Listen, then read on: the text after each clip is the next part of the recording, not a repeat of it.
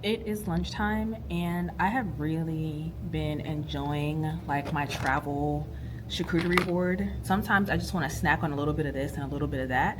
And I have really been enjoying this for like the last 3 weeks or so. And it's kind of like retrained my mind to think of serving sizes a lot differently, especially now since I'm really trying to lose about 15 pounds. So in my little mini charcuterie travel board, I have a grape that I just dropped, one.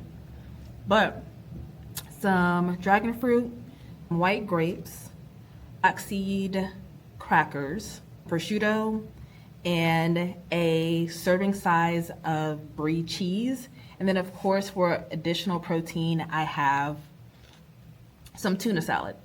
And speaking of tuna salad, a trend that I'm really finding interesting right now is the sardines and canned fish snack plates or even dinner plates.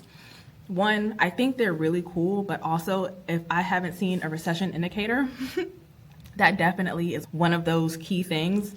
I know a lot of times in the news we hear, oh, our numbers are doing great, yada, yada, yada. However, on an individual scale, most people are feeling the pinch from the increase of, groceries. Gas is going down, at least in my area. But overall, inflation is making things a lot more expensive, and people are starting to pull back and figure out how they can get the most bang for their buck. People are feeling the pinch and pulling back.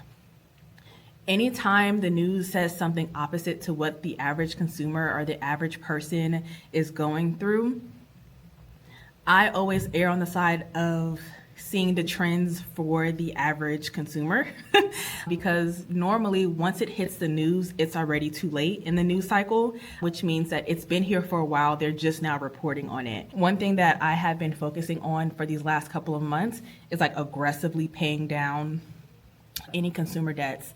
So, for example, my income from teaching is mostly for paying off debt, investments.